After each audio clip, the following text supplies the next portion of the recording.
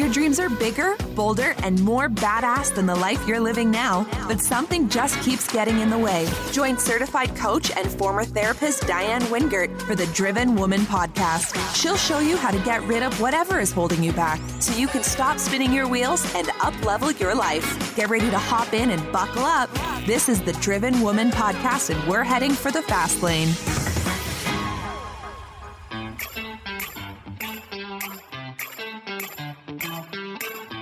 Well, hey there, Driven Woman. It's your host, Diane Wingert, and I'm happy to welcome you back today for a deep dive solo episode on right-sizing your business to fit your life. Now, if you're not familiar with the term right size, don't be alarmed. I kind of made it up. Well, actually, I'm probably not the person who actually made it up, but I heard it and I started using it. It makes so much sense to me because if you're anything like me, you started your business with a good idea, a lot of energy and passion, and it quickly got out of control. Am I right? You see, a business is kind of a needy-greedy baby, and most of us don't have a clear end game in mind when we begin, so things tend to get very messy and very complicated over time. And those needy-greedy babies become like babies that don't really grow up. Can you imagine like a 13-year-old toddler still wearing diapers? Ew! Well, that's kind of how our businesses end up. So what I want to talk about today is how most of us start our business and how it gets completely out of control. And at any point in time, how you can take control of things, ask yourself some really important questions, and then right size your business to fit the life you have and not the other way around. Your business will take everything you've got unless you put it in its place. And what is its place?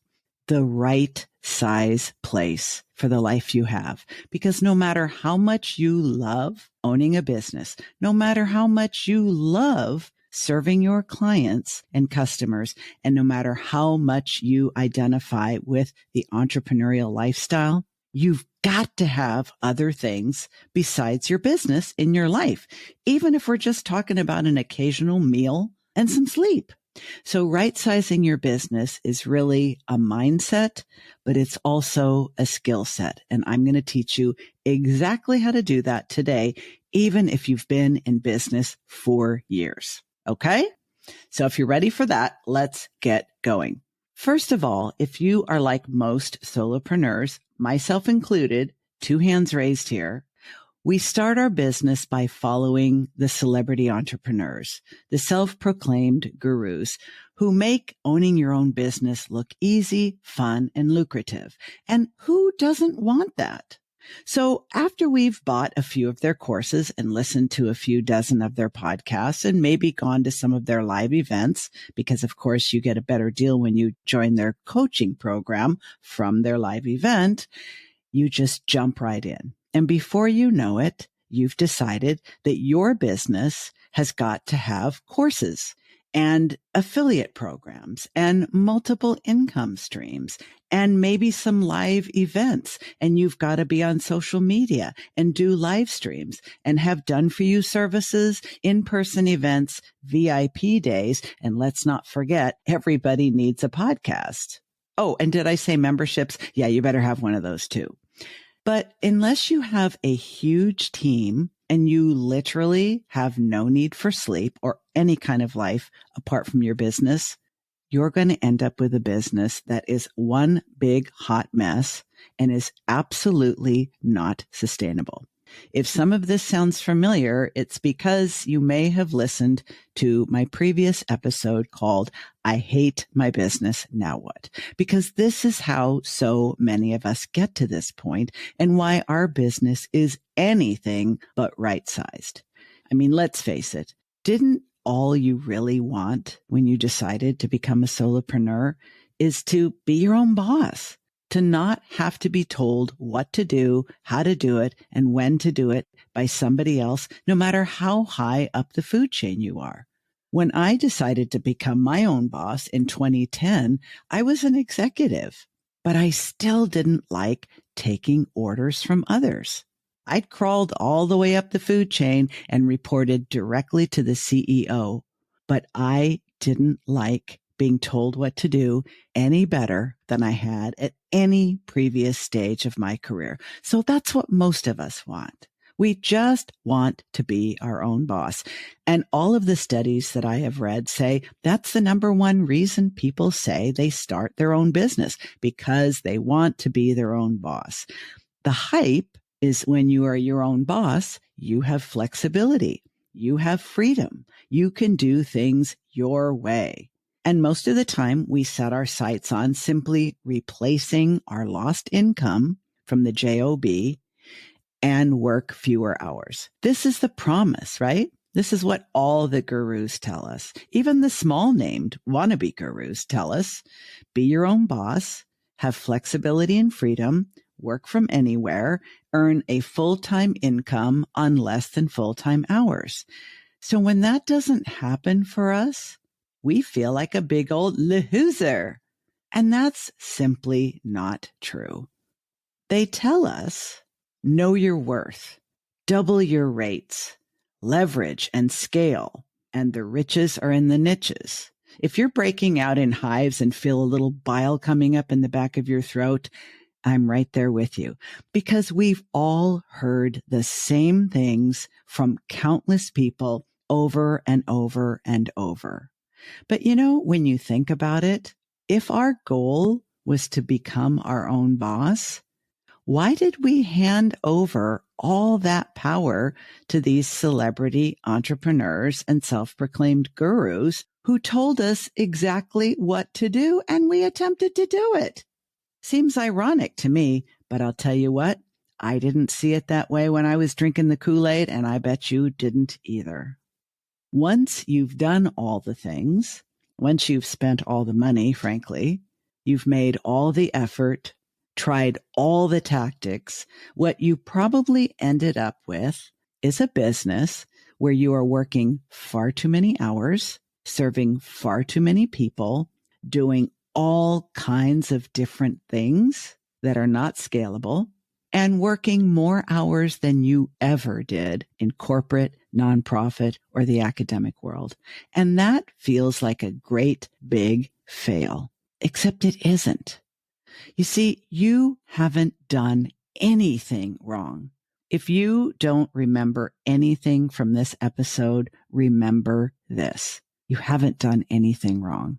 You have simply followed the leader, followed the herd. You have done what we've all been socially conditioned to do since we could stand up, do what we're told, and follow the experts. You've heard me say this on other episodes, and I'll probably keep saying it. The whole concept of what makes someone an expert has been completely eroded in the last few years. So these days, if you have a big ad budget and a few shiny testimonials, and you can get other people to say you're an expert, people want to be told what to do. They want to believe that there's somebody who knows how to do this thing, this whole entrepreneur thing, and can help them do it too. Because it's scary as shit to go out on your own and make all those decisions from scratch for yourself. It simply feels safer and much more secure to follow others. There's nothing wrong with that. There really isn't. But for the most part, the people who are teaching us how to have the business of our dreams, which, by the way, how the hell do they know what our dreams are? They don't. They don't know us. They don't know you. They certainly didn't know me. But like you, I forked over the money and tons of time and plenty of sweat equity to create things that they said would make me happy. But I didn't right-size my business. It took over my whole life, and I'm still fighting to get my life back from its clutches. Now, this is not a blame game, and I refuse to feel any shame or regret about any decision I've made in my life. But if I had it to do over, here are a few things that I wish I had known. For one thing, even though I happen to be a white, straight, middle-class, married woman who is the second income in my household, it's probably not in everybody's best interest to only learn from people who fit that description. Why? Privilege. Think about it. If you are a single mother of several children, and by the way, you've probably heard me share on other episodes, I was a single mom of 3 kids for over a decade. There's no way in hell I would have jumped out on my own and become a solopreneur at that point. I had full financial responsibility along with moral and emotional and all the other forms of responsibility. I was a head of household. There were 4 of us, and it was up to me to float our boat and to keep all of us in it and make sure it didn't capsize, make sure nobody fell out and no sharks got any of our parts that stuck out of the boat. So for me to have bought in on the whole laptop lifestyle phenomenon when I was a single parent, that would have been very, very scary. I know single moms that have done it because they didn't consider that the person who was selling them something didn't have their lifestyle. So if you do not happen to be a married, straight, white, middle-class woman, maybe you don't want to take your advice from only people who fit that description, by the way, including me, because those people probably don't know your life. Even if you're white, female, married, and middle class, maybe your husband's on disability. Maybe you have 12 kids. Maybe you're supporting your aging parents who live with you. Maybe you rescue German shepherds and you are financially responsible for feeding another 10 mouths who happen to have 4 legs, right? So the whole point about this is your business has to fit your life. So if your reality doesn't match that of the gurus, their step-by-step advice may not be the right advice for you. Most of us are going to end up with a business that's very messy, very complicated, and is taking far too much time and energy from us for the reward that it's bringing. And when I say this, I do understand that if you're hearing me and you're thinking, shit, I've been working in this business for 3 years now. I'm still not making any money. If my partner knew how much money I'd spent on all the courses that I'm not even using and maybe didn't finish, or worse, I don't know which is worse actually, if you executed on everything that you learned in those courses and still didn't make any money, I know that right now you may be feeling the sunk cost shame effect. And this is what I mean. Anytime we've put money, especially money that we don't happen to have a lot of, like it was a real sacrifice to put down $2,000 for a course to teach you how to create a course for so many people I know. And they either worked very diligently on creating that course and it didn't sell, or they probably never should have bought that course to begin with, because either a course-based business didn't fit their lifestyle or didn't fit their lifestyle when they bought it. The sunk cost fallacy says, well, I've put so much into this, I can't let it go. Sometimes we actually have let it go. Sometimes that course is just sitting on your computer, never opened or partially consumed, but never executed. And we have to be aware that it is just human nature to have the sunk cost fallacy, thinking, I can't walk away from it because I put so much into it, either dollars or hours or both.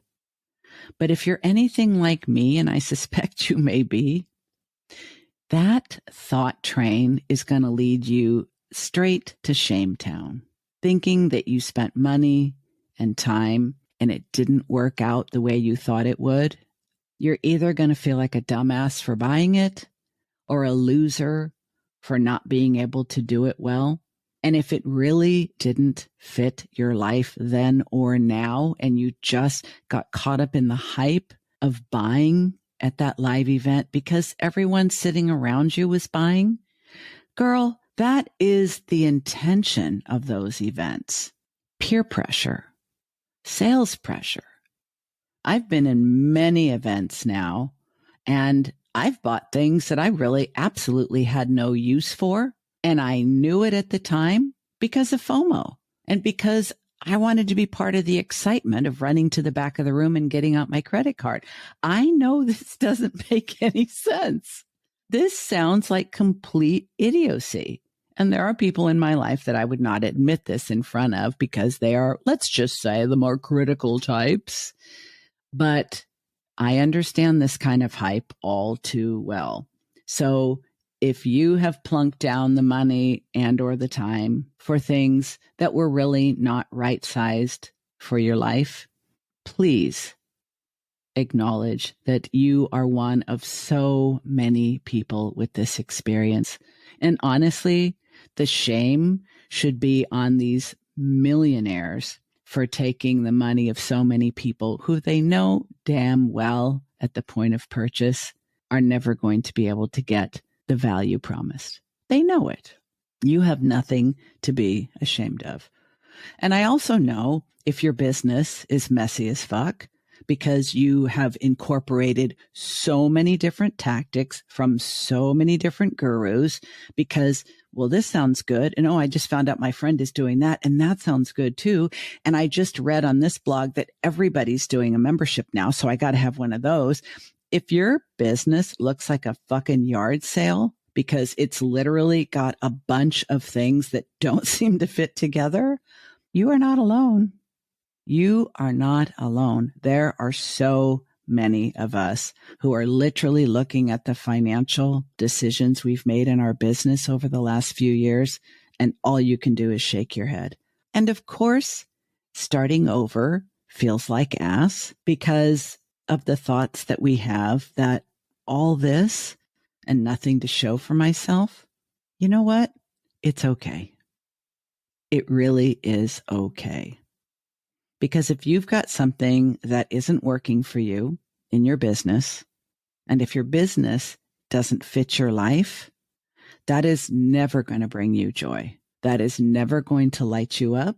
You are never going to jump out of bed in the morning and can't wait to sit down at your laptop and get to work. It's always going to feel effortful, and you are putting yourself at risk for burnout. So just raise your hand right now. I see you. Yes, there, I see you in the back too. Raise your hand and solemnly swear that no matter how much money you've spent, no matter how much time you've invested, you right now forgive yourself and you decide to let it go. Let it go. Let it all go. You can get out a shovel. You can get out a broom. You can get out a little dust mop. Whatever size and shape your pile of regrettables are, just push it all away. There's nothing wrong with starting over. I have started over multiple times in my life. I didn't really plan to, and that was really not my intention. But something I've learned from burning the boats and starting over several times is that you really can walk away from things no matter how much potential you thought they had. You really can walk away from things no matter how much you wanted them and no matter how much time, energy, passion, money, effort went into them. You can walk away. It may not be easy. You might have to say a few prayers or a mantra or light a candle or something, perform a ritual. I don't know, whatever floats your boat, but you can walk away. Now, in the second part of this episode, we are going to talk about things to consider in order to right-size your business. Because this first half, I've been talking about how you got to the mess you're in, how we frankly all got to the collective mess we're in, and how I believe in the world of online business, and specifically online coaching. I think the industry has kind of matured to a point where a lot of us have felt kind of burned and maybe a little gun shy. You might even be feeling that it's getting a little bit harder to sell your coaching and consulting services because people are a little jaded. They're a little cynical, and for good reason. But I think that's an opportunity, because if we're not just trying to follow the herd, if we're not just trying to have a copy of a copy of a copy of every other business out there, and we actually do create the business that's right for us and is right-sized for the life we're actually having, not the dream life that we see on someone's shiny web page, then I think that we can lead the way into the next phase of online marketing, a phase where real people are selling real shit that actually works to people who are willing to do the work to benefit from it. I think the age of shallow promises and big ass ad budgets, I'm hoping is coming to an end, because I personally know a lot of heart-centered, hardworking, brilliant, and creative people who are struggling to connect with the right people for the right reason at the right time and the right price, and to fit that beautiful business into the rest of their life. So we'll be right back after this brief message to talk about things to consider. Hey there, it's Diane with a quick announcement. If you've ever heard the expression, what got you here won't get you there, I think this fits perfectly with the challenges that most female solopreneurs face after they've been in business the first 2 to 3 years. You see, the mindset and strategy that got you out of the starting blocks and into the game are not going to help you get to the next level. For that, you need a boss up breakthrough. And in my opinion, that is best delivered in the company of other badass female solopreneurs and facilitated by an expert business strategist, mindset mentor, and coach. Yours truly. I've named my brand new small group coaching program the Boss Up Breakthrough for that very reason, and we're getting the party started this fall. I would love for you to join us if this feels like the next right step to step up your game and to boss up in your business. Make sure you get on the waiting list. There is a link in the show notes. Please add yourself to it, even if you think you may already be on my waiting list. I'll make sure you don't get duplicate emails. I cannot wait to get this party started. I hope you are planning to be there. And honestly, I feel like I should have Lizzo's About Damn Time playing in the background, because some of you have been waiting for this for quite a while. So you'll get all the details really soon. Can't wait to get started. Add your name to the list. And if you want to know what it actually feels like to coach with me, have a listen to this. It's funny because at first I said I would never own my own practice. And now I own my own practice. And I would say, I'm never going to take it any more than just treating patients. And now I'm thinking about how can I start my own institute. Yeah, exactly. Even like training other therapists, having a certification with my name that I am, I haven't thought of the name yet, but I'm certified in this technique or whatever the case may be. And really just helping other therapists help their patients the way I help mine.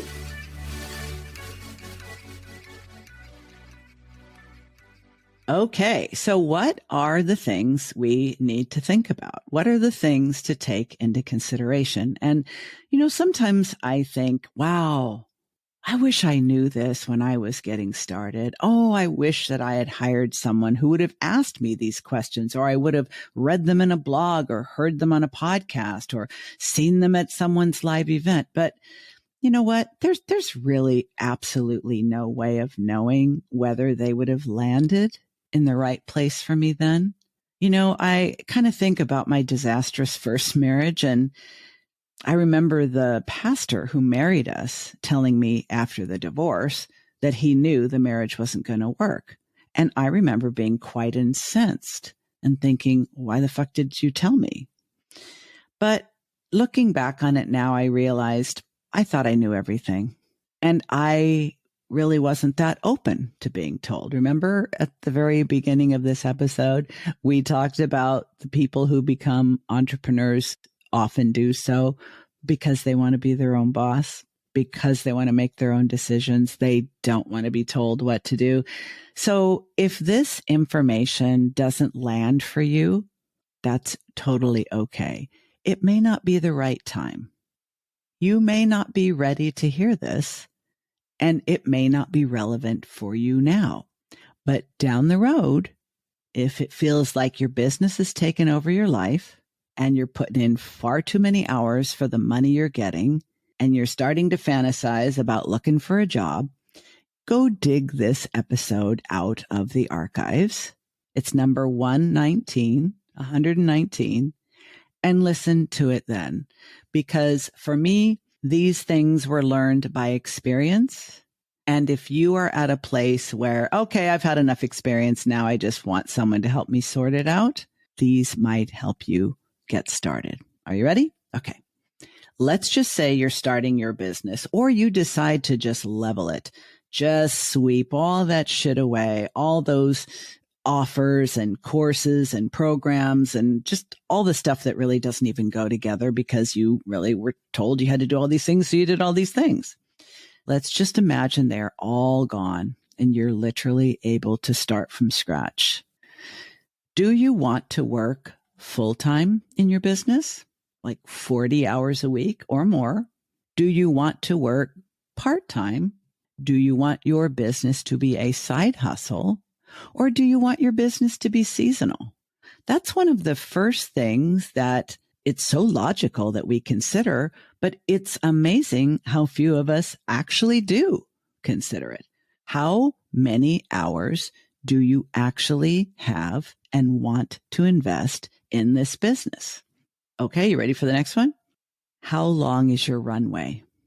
Meaning, does this business need to start making money, earning revenue, or reaching a profit within a certain timeline? Do you need it to start making money in 6 months? Or do you have 3 years? That's actually much more accurate for most businesses. Not that you won't make your first dollar for 3 years, but your business may not be profitable for 3 years. That's the reality. You don't get popular by saying that because that's not what people want to hear. But it turns out to be true. Can you shorten that runway by doing things on a more accelerated level, putting more hours into your business each week? Or is it okay that your business is going to take a while before it starts to make money and earn a profit? Here's the next one. What is your end game? For some people starting a business, their end game is that they want to build it up as rapidly as they can, and then they want to sell it to someone else. And that's perfectly legitimate. This is how a serial entrepreneur thinks. They want to launch it, leverage it, scale it, build it, and then sell it. Nothing wrong with that. But you need to know that that's your game. And that will make everything look different. Everything. But maybe for you, your business is something you want to do after retirement for as long as you're healthy and enjoying having the business. These are the folks I call the encore entrepreneurs. They are some of my favorite clients. People who always had the dream of having their own business, but never fulfilled that dream until after they retired from their career. Could it be a legacy business? Could you be like many people I've known, have a business that you want to grow over the years so that your children could come and work in the business with you? Or a different kind of legacy. You have a social entrepreneurship business and you want to make a difference in the world that will live on long past your lifetime. These are things that is really, really helpful for you to know. What is your end game? Now, let's talk about the kind of customers or clients that you want to have and how many of them you want to have. I think about it this way. It goes beyond the, are you an introvert or an extrovert, and where do you get your energy from and all that. I mean, all of us have been locked up in our houses for a couple of years. So I felt pretty introverted during the worst of COVID times, but how much intimacy do you want with the people you serve in your business? And frankly, with the people who work with you or for you in your business? You know, the level of intimacy will determine how much contact you have with them, what kind of contact you have with them, how much responsibility you feel for the results they are or aren't getting, how much access they have to you, over what period of time they'll have that access. Do you like the idea of having long-term relationships with people who start off as clients and become lifelong friends? Many people love having a business that meets that need. Other people don't really even want to know the names of their customers. They want to sell them a product, like an information product or a do-it-yourself course. And the only thing they want to know about that person is that their credit card is active when the payment comes through. Now, I'm being a little sarcastic here, but I have absolutely no judgment about this. If you are a knowledge broker, if you are a person who knows something that people want to learn from you and don't particularly need to have contact with you, and you don't particularly care to have contact with them, you can have a very profitable business selling people your information products with zero contact. There are many people who have wonderful businesses selling ebooks and do-it-yourself courses and workbooks. It's a beautiful business model. It may not be the right size business for your life, but it just might. It's something to know about yourself. How much intimacy do you actually want with your customers and clientele?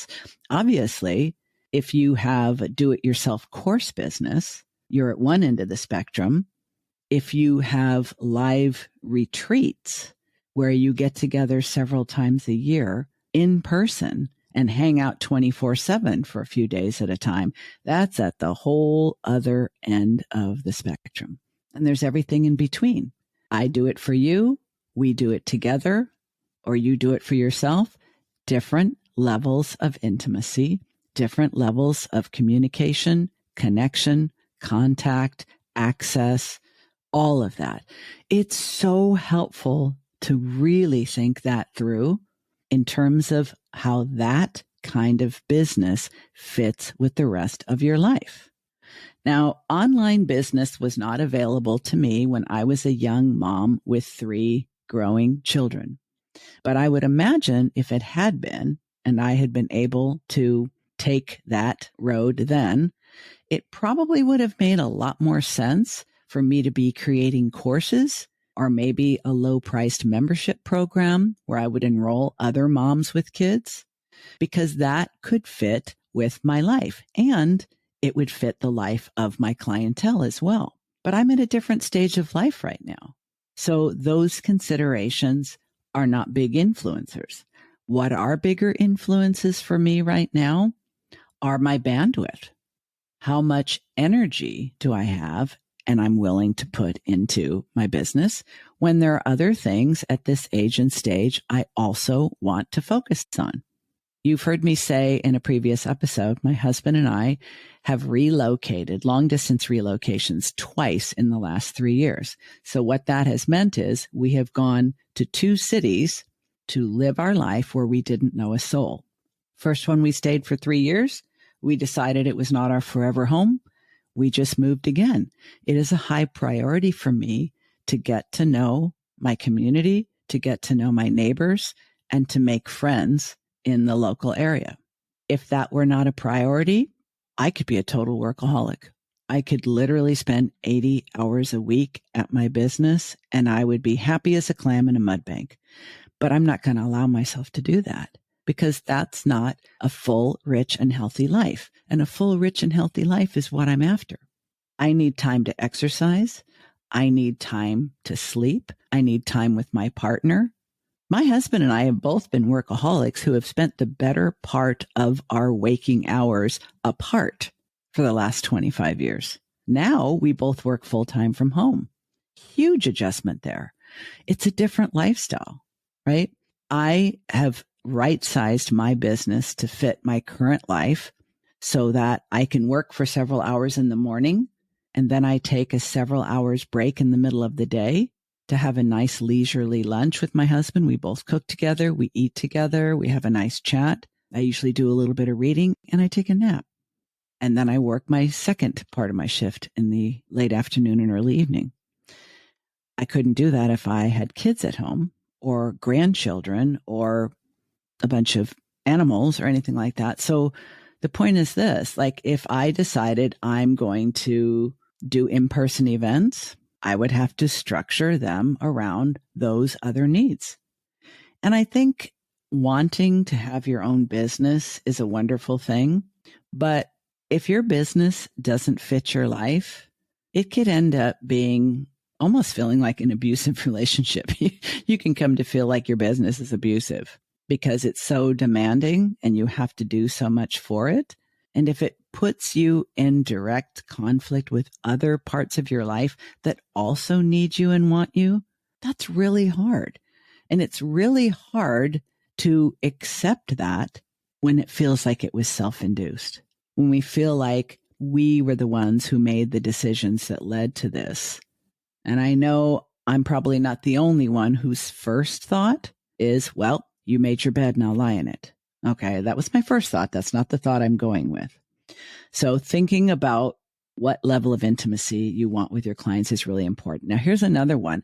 And it's astonishing how many of us really don't think about this when we start our business, mainly because we're just so glad to not have a boss anymore that we kind of jump in and don't really think through some of the things that you later realize, oh, wow, I really should have thought of that. Here's a really important one that is missed very often. Cash flow. What kind of cash flow situation do you need? Both for your bank account and for your feeling of personal security. Let me explain. A lot of people are not only accustomed to having twice a week paydays because they've been in corporate or nonprofit or academic settings. Some people are paid every week. Some people are paid every 2 weeks. Some people are paid once a month. But most of us get accustomed to a lifestyle where we have regular cash infusions into our bank accounts. That feels secure to us. We know when our income is getting low and we know when the next check is coming. Other people, either because theirs is the second income or because they are accustomed to doing different kinds of work where the income ebbs and flows, maybe they can go with the launch model where you might sell thousands of dollars and then you don't get any new money for 3 or 4 or 6 months. Let's say you have a group program and you launch it twice a year. And each time you launch it, you make $30,000 or $40,000. In between, you don't get any new income. So can you manage that with your personality, with your own personal needs for financial stability and security, with the needs of your partner and any dependents you may have? Or is that going to feel really scary? You know, when so many people bought into, I need to host a mastermind, or I need to have a group coaching program, or I need to do VIP days, or I need to do whatever, because that's the Kool-Aid that we were all drinking at the time. Very few people were really thinking about their cash flow needs. And there is no one way is the right way. If you want to have regular, steady income, you don't have to call that a money mindset block that you need to fix or correct. There's nothing wrong with it. Correct it if you want to, but you absolutely don't need to. If you need steady cash flow, you might be better off having a membership and clients who work with you on a retainer, because that is more steady. If you're more comfortable with large fluctuations where you get a bunch at one time and then you don't get anything for a while, you could absolutely work on in-person events, high-end masterminds, group programs that maybe last for months or a year. But the right business model will be right, not only because it meets your personality, where you're at, and your skill set and the way you like to work, but also how you like money to come to you and through you. These are things we just don't often think about. Another one that's kind of related to what I said a few minutes ago about intimacy is, how many human beings do you want to have regular contact with through your business? Some people are big old extroverts and they have a big family. They're part of their local community. They maybe go to a church or synagogue or some other religious organization. They belong to clubs. They have multiple hobbies. They play community sports. Maybe they do some volunteer work. I mean, there are people who live like this. It sounds exhausting just thinking about it. But if you have a lot of other people in your life and you like it that way, you might be down for having contact with a whole lot of humans through your business. And if you like the volume model, I know a woman who has a very, very successful program where she charges like $10 a month. She has hundreds of people in her program and she's totally cool with it. Now, of course, she has a different business model and they do not have the same level of access. She does not have the same level of intimacy or involvement, but it's a related issue, but a little bit different than the intimacy issue. Is literally, how many humans do you want in your life through your business?